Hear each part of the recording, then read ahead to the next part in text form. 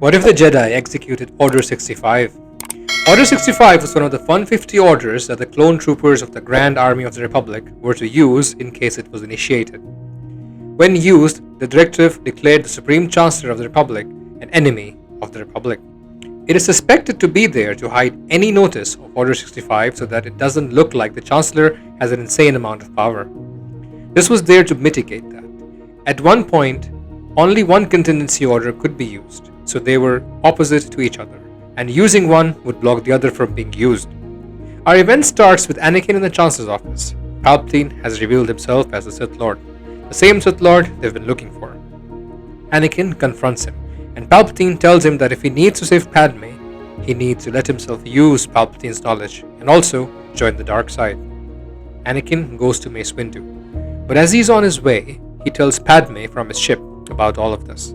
He tells Padme that he wants to save her. He reaffirms that and tells Padme that she must help him choose if he should believe the Chancellor or if he should just tell Mace Windu. Padme is shocked.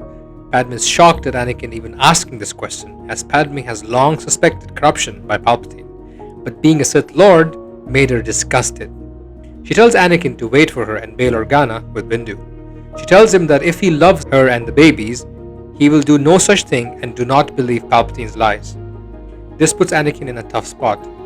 But she is right and he knows it. Elsewhere on Mandalore, Ahsoka Tano has just captured Maul. Padme informs Ahsoka of this development and she is shocked and tells Padme that she is on her way with Captain Rex back to Coruscant.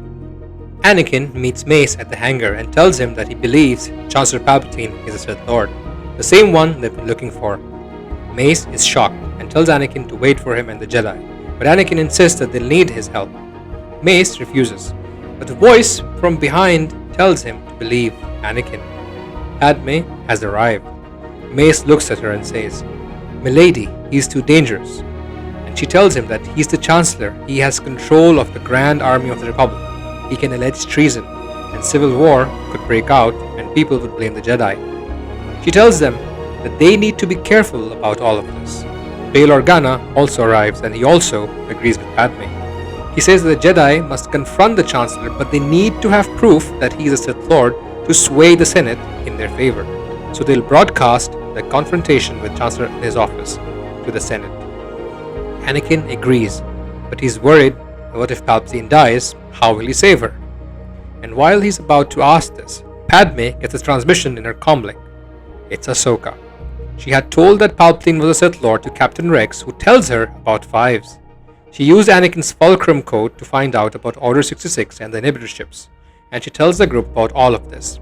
Captain Rex also adds that if Order 66 was executed, the whole army will turn against the Jedi because of the inhibitor chips. Mace Windu and Anakin look horrified and disgusted.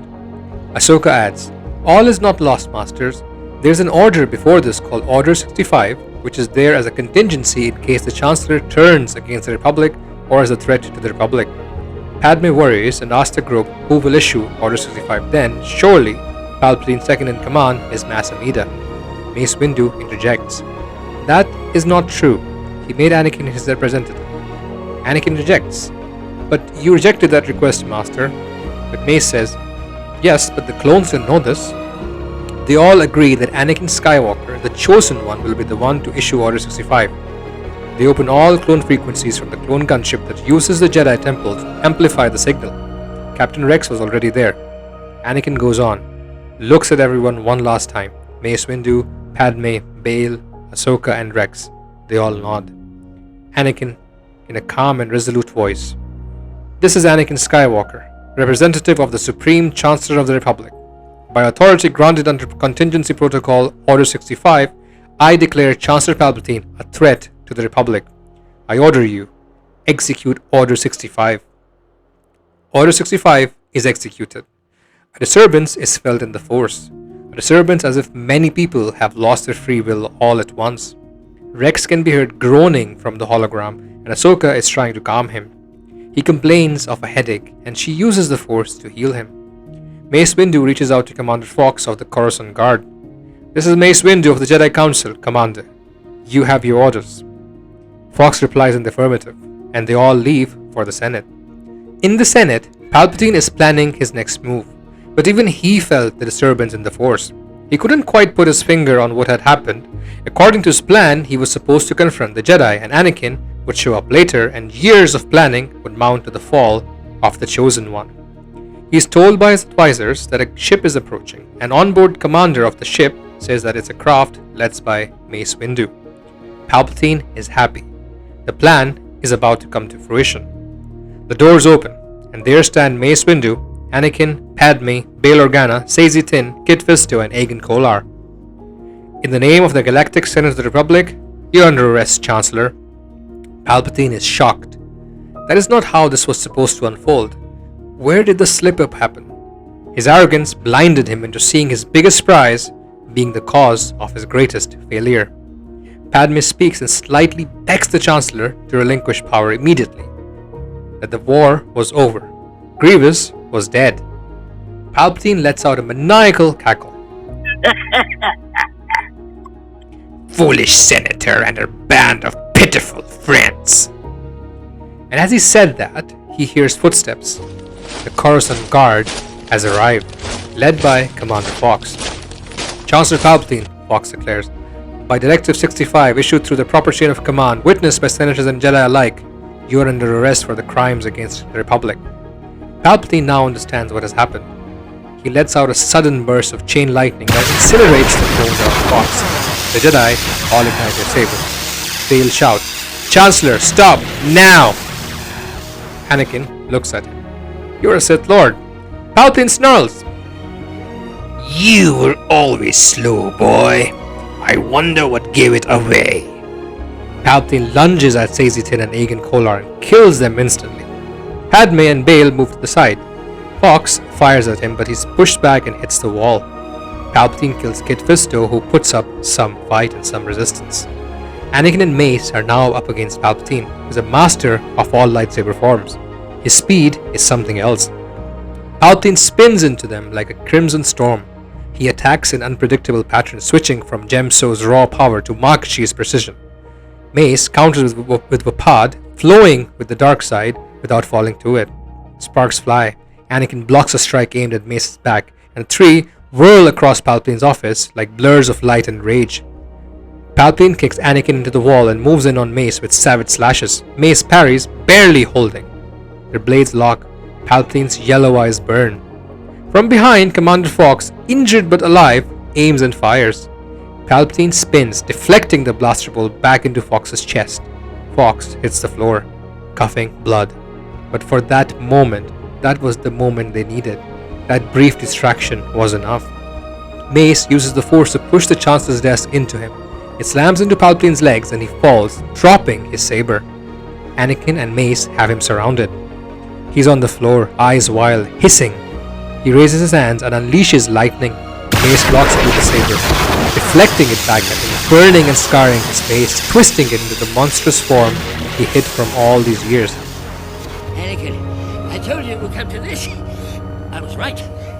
The Jedi are taking over. Anakin looks at Padme. She's scared, sitting beside Commander Fox's body. She's terrified, crying. Is this really the side that he wants to be on? He looks at Palpatine, an old friend, still conflict within him. Palpatine senses it, senses the conflict, senses the fear. He pleads.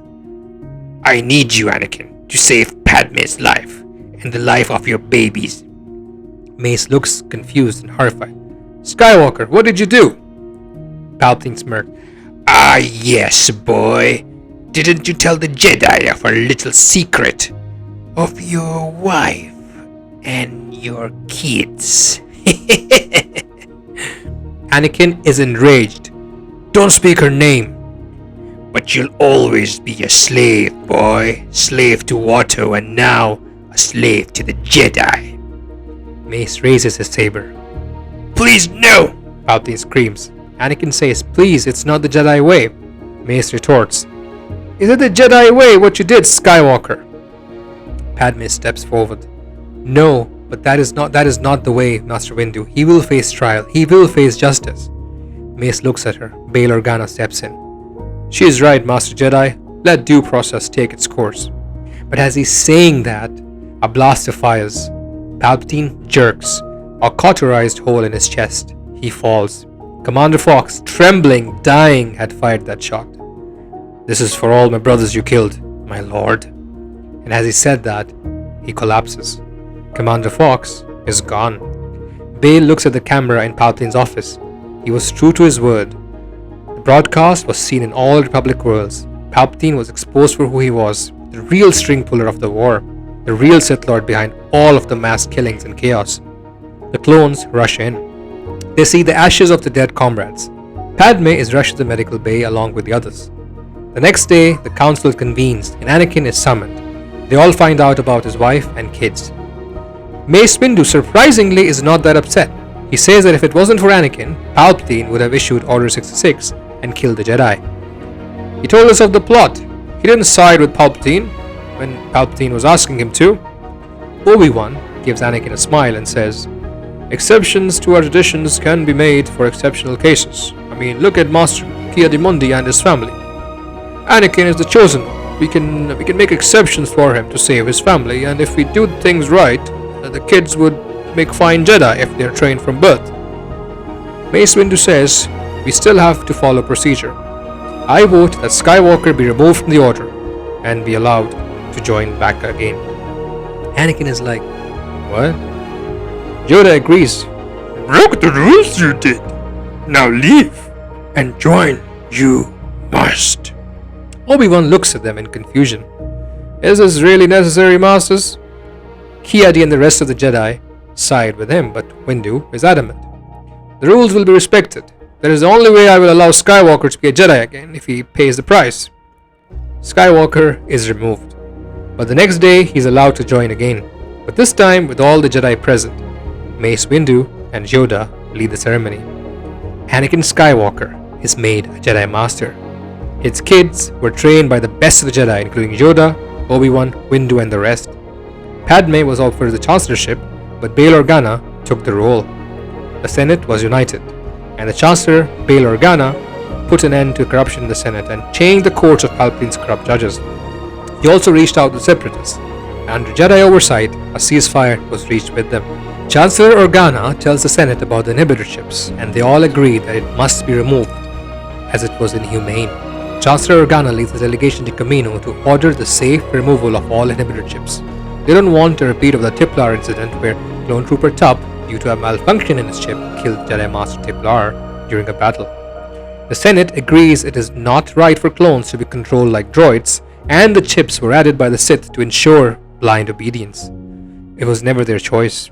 Luke and Leia begin training, and they are proving to be exceptional Jedi. The galaxy is now safe from the Sith.